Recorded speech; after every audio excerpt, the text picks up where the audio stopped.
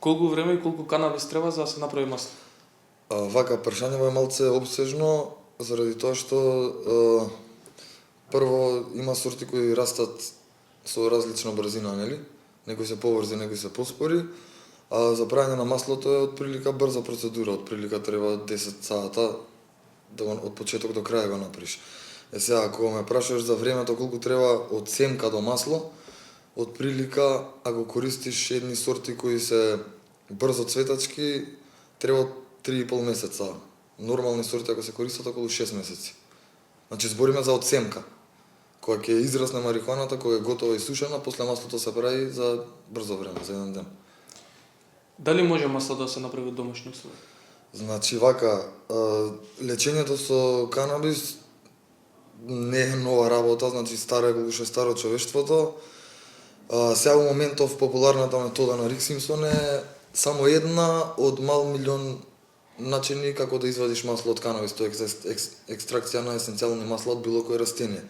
Сега методата на Рик Симпсон е таа метода која што можеш да ја направиш во домашни услови, во кујна, било каде, и од неа се уплашени светските, не знам, фармацевски компании, заради тоа што за нив е страшна помислата дека некој може да си направи лек за било која болест дома во домашни услови. Добро, колку време одзема тоа правење? Правењето колку време одзема? Во смисол, па ако имаш готов материјал, ако нели купиш на црн пазар, буквално, значи зависи од количината. Се прави заедно е 5 до 12 сата. Зависи од количината, нели колка доза ќе правиш. Дали ти треба за малце нешто ситно да истретираш или баш за доза за рак.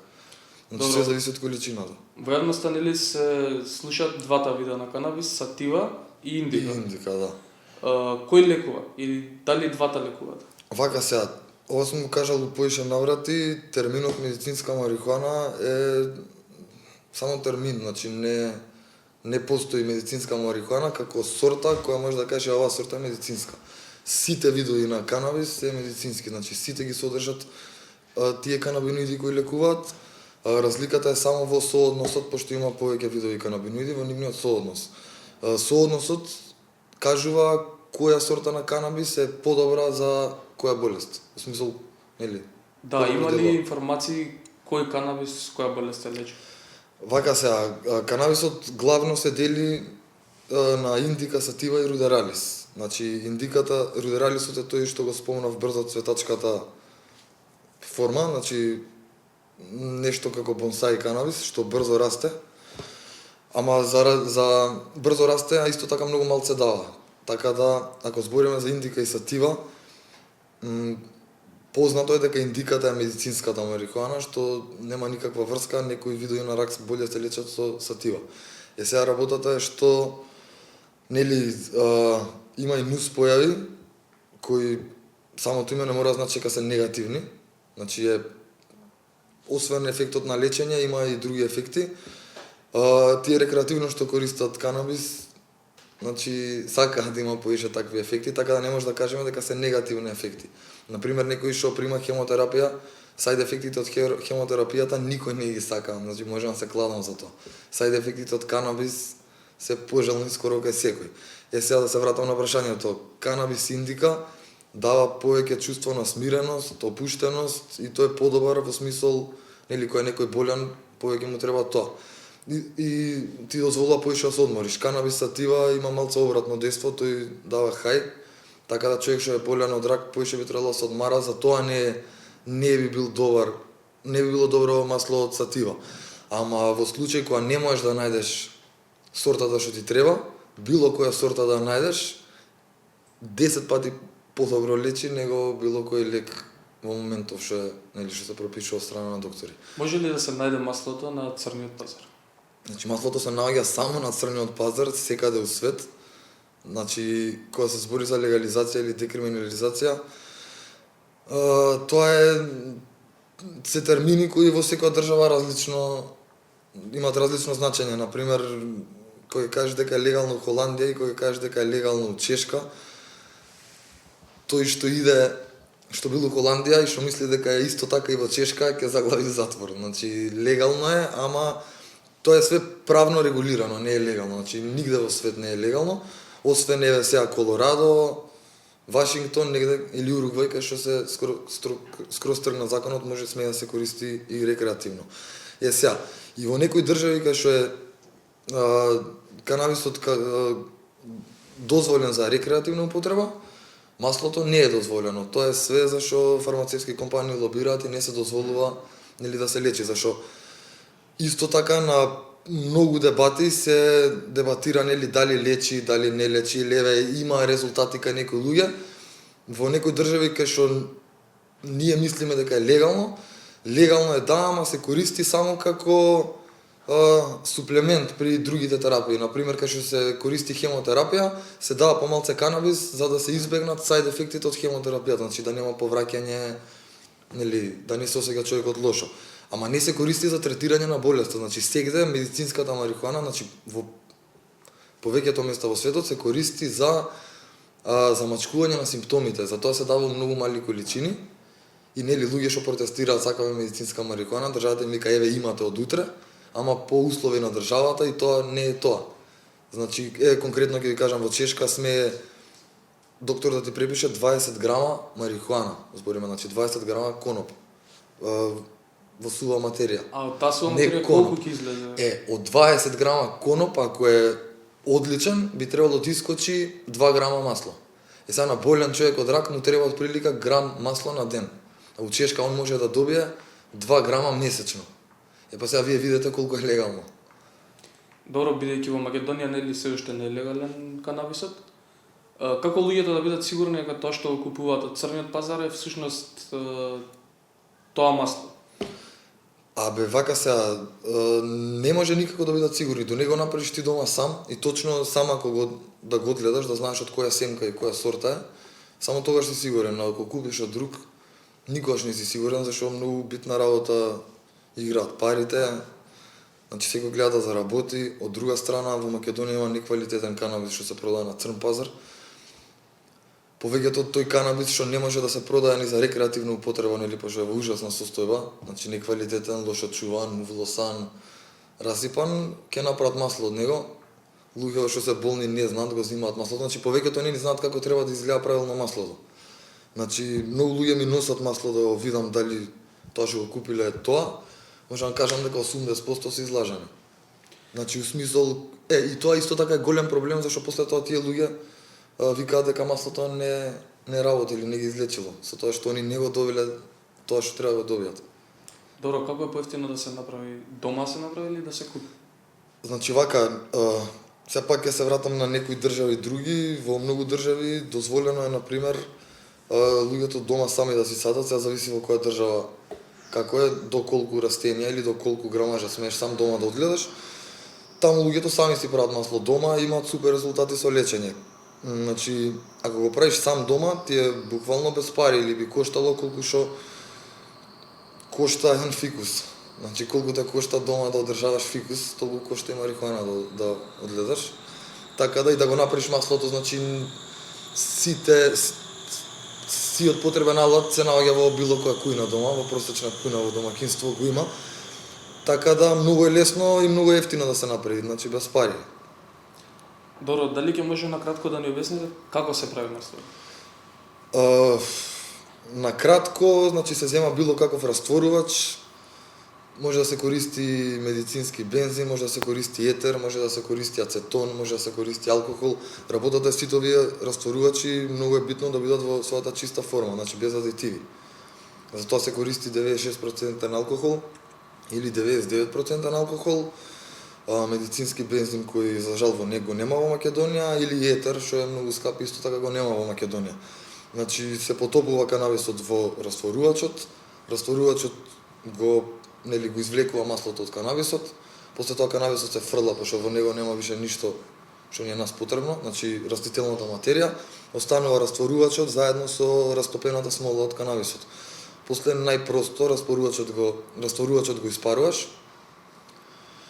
останува само маслото, растворувачот испарува. Сега најбитен момент е и кај овие што прават на црно масло е што не знаат што прават, зашто они во повеќето случаи го испаруваат само растворувачот, ама не го активираат маслото. Значи тоа е еден многу битен термин што би сакал и тие што на црно продаваат и што прават пари, барем да даваат добра работа на луѓе што се болни да научат што е тоа декарбоксилација.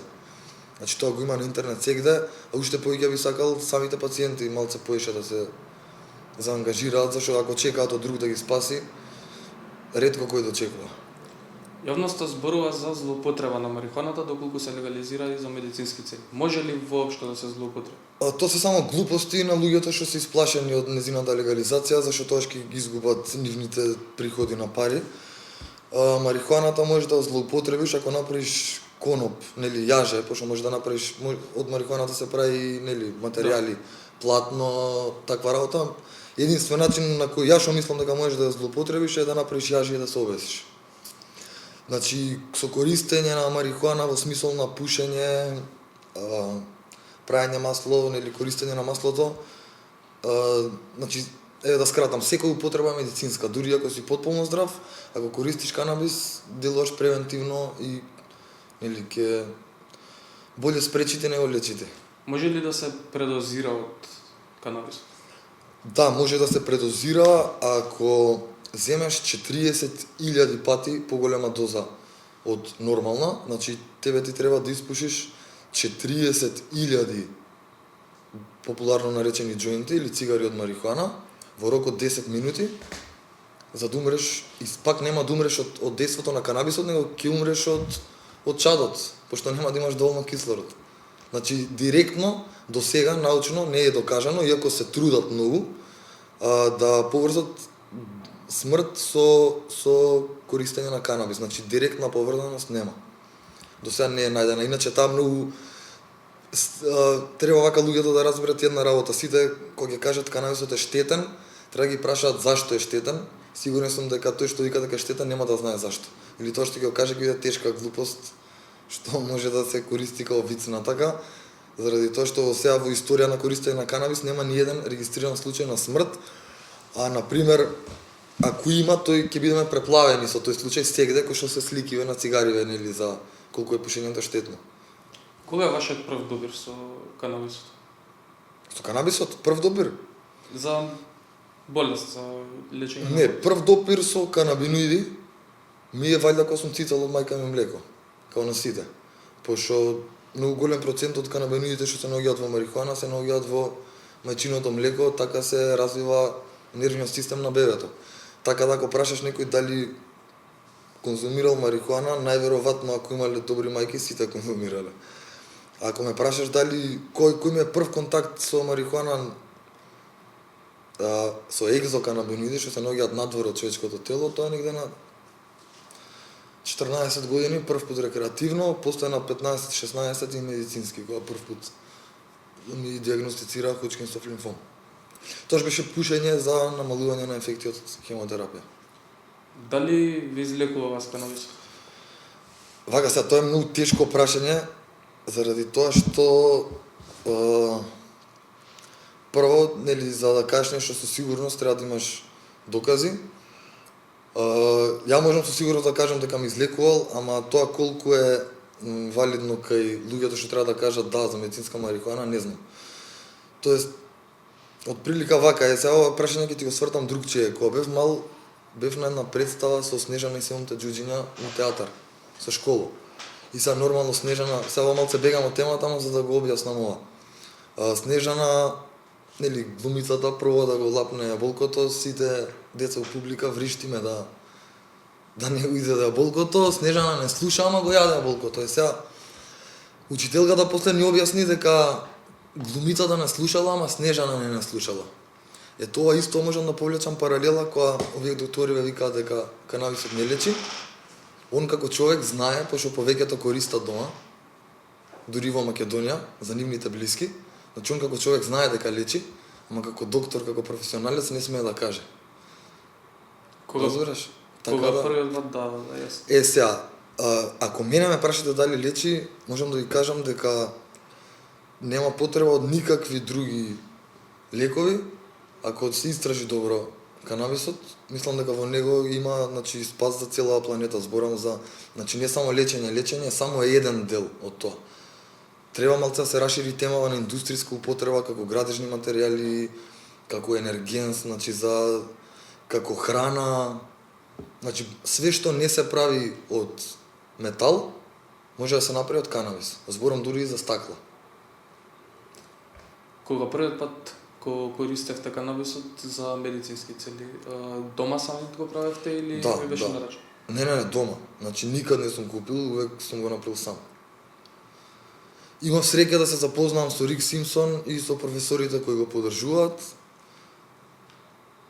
Значи, што да ви кажам, од нив научив многу работи, никад не би купил од друг, освен, мислам, би купил, ако е од тие луѓе што ја лично ги познавам и што сум сигурен во нив. Од непознат, не. Го користите ли се уште масло? Значи, вака, го користам маслото јас, го користат маслото дома кај мене во фамилија, го користат маслото моите купни љубимци, го користат маслото многу луѓе што ги знам, познаници, пријатели, роднини, го користат маслото полицајци, го користат маслото доктори, го користат маслото адвокати, го користат маслото суди. Така кога ме прашаш мене, ја од прилика, не знам дали е тоа средината кај што живеам, ама јас скоро сите што ги знам на еден или друг начин користат канабис. Добро, дали имаат побарано луѓе надвор од вашата фамилија помош од вас? Значи, после првиот семинар што се случи 2014 до сега, значи, не можам да кренам глава, не само ја, него и мои другари што луѓе ги знаат дека знаат отприлика како се лечи со маслото, како се произведува. Работата е на сите, им кажуваме што како да направат, ама постои многу голем страв зашто е нелегално, многу луѓе умираат заради тоа што не ќе да го користат маслото, зашто се уште мислат дека е дрога, зашто прва работа треба да лежат затвор според мене сите кои се уште шират пропаганда дека е марихуаната штетна, зашто тоа со тоа индиректно убиваат луѓе. Значи нели тоа може да се окарактеризира како убиство од небрежност. Дали имате некакви информации за сите тие што вие сте направили или вашите другари, дали се излекувале луѓето кои што го користат? Значи имаме црно на бело со нели наоди од доктор дека се луѓе здрави, има некои луѓе што не користеле, се вака, има луѓе што користеле паралелно со хемотерапија и со паралелно со хемотерапија користеле и масло, се излечиле, или за нив не можеш да докажеш дека користеле, дека се излечиле од маслото, ама за среќа има и луѓе што биле храбри, не пробале со хемотерапија, пробале само со маслото и се излекувале скроз.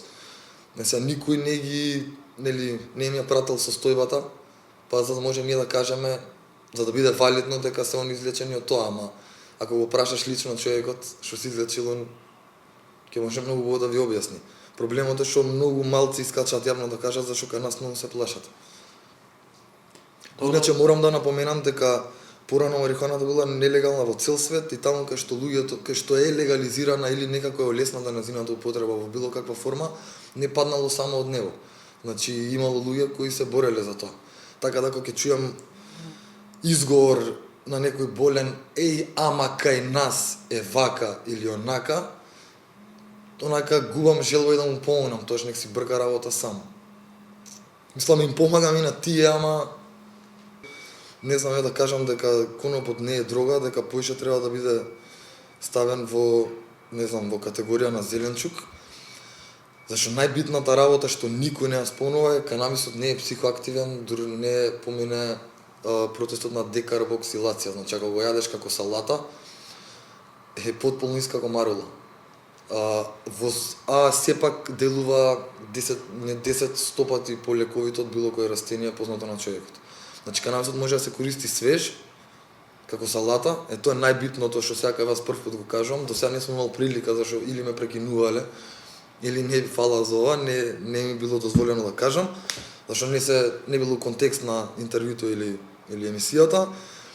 Канабисот не е психоактивен воопшто, ако се користи, може да го ставите во соковник, може да направите салата, значи дури не помен, ако не го направите процесот на декарбоксилација, реално е помалце лековит, не може да излечи рак, ама е најдобар антиоксиданс, најдобар извор на скоро сите витамини и антисептик, така да луѓето кои го користат како храна, збориме, не како лек, Значи буквално како храна, семките канабисот во секојдневна исхрана, ретко и заболуваат. Значи ова би сакал луѓе поише да знаат за ова, ако само укуцаат на Google или на YouTube juicing raw cannabis или правење сок од свеж канабис.